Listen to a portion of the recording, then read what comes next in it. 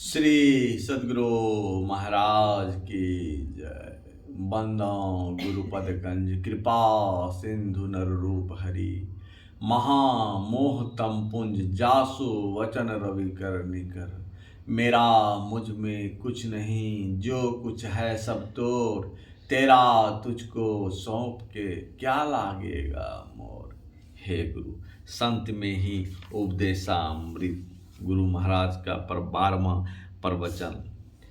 अनहद उपजे आपे आप।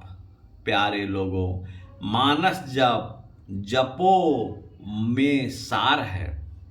मानस जप के बाद ध्यान आता है। ध्यान के प्रकार कई हैं, जैसे मानस ध्यान, ज्योति ध्यान और नाद ध्यान। इन ध्यानों में अवश्य ही बहुत गंभीरता है। जो लोग नए हैं वे नहीं जान सकेंगे, जिनको ध्यान की आदत है वे जान सकेंगे। नास्ति नाद प्रो मंत्रो न देव स्वात परं।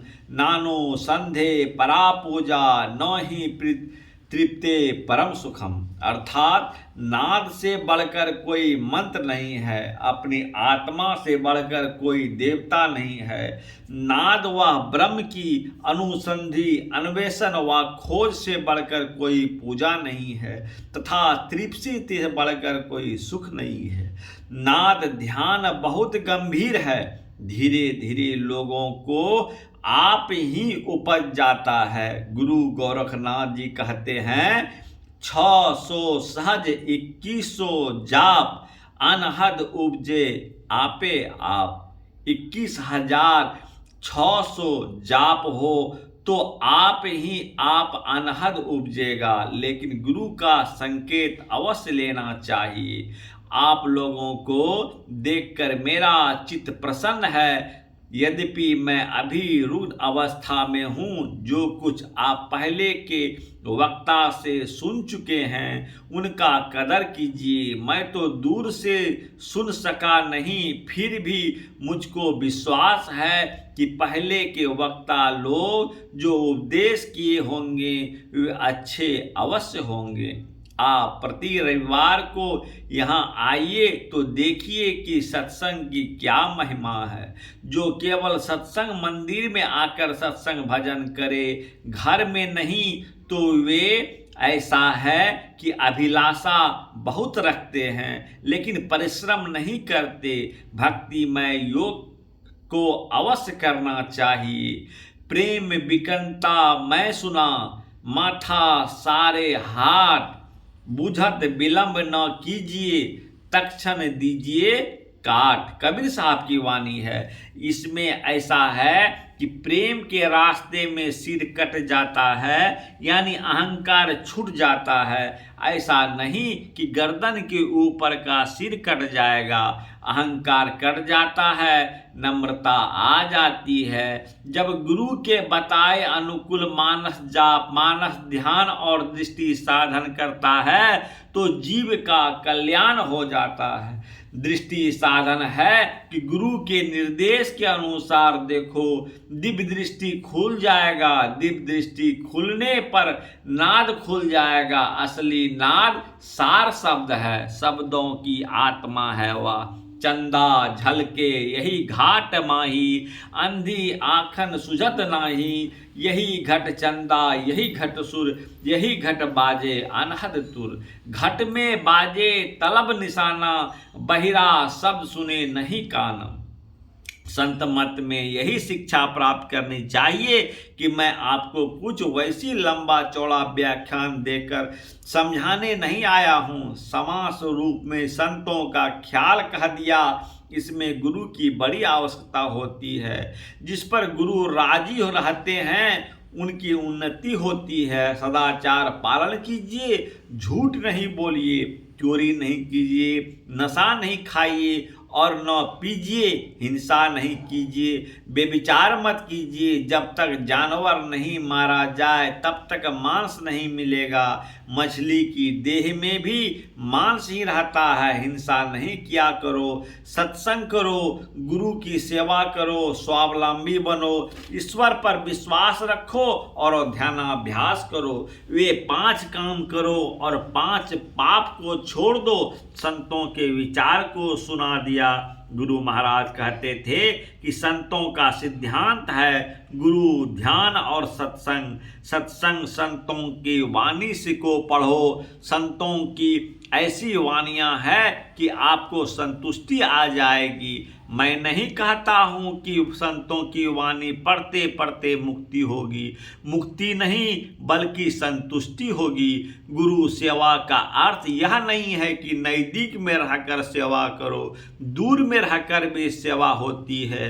जो गुरु बसे बनारसी, शिष्य समुंदर तीर, एक पलक बिछुरे नहीं, जो गुण होए शरीर। कबीर साहब की वाणी है।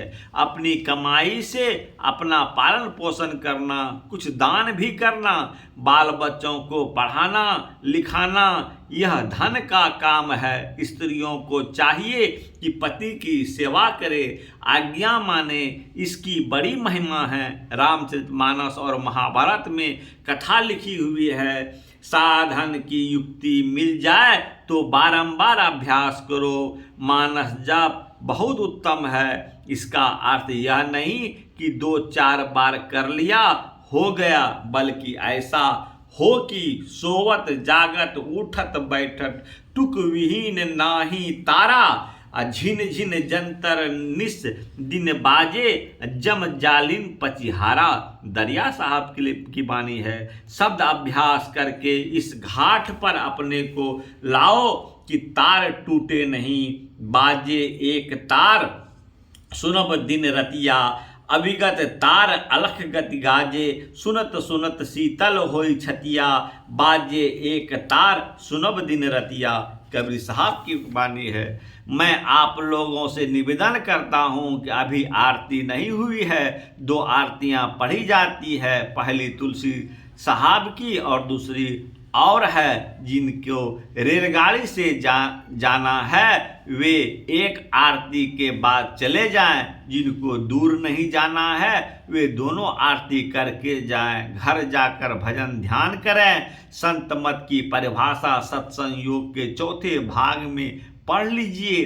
शांति स्थिरता व निश्चलता को कहते हैं। शांति को जो प्राप्त कर लेते हैं संत कहलाते हैं। संतों के मत व धर्म को संत मत कहते हैं। शांति प्राप्त करने का प्रेरण मनुष्यों के हृदय में स्वाभाविक ही है। प्राचीन काल में ऋषियों ने इसी प्रेरण से प्रेरित होकर इसकी पूरी खोज की और इसकी प्राप्ति के विचारों को उपनिषद में वर्णन किया। इन्हीं विचारों से मिलते हुए विचारों को कबीर साहब और गुरु नानक साहब आदि संतों ने भी भारतीय और पंजाबी आदि भाषाओं में सर्वसाधारण के उपनकार्थ वर्णन किया।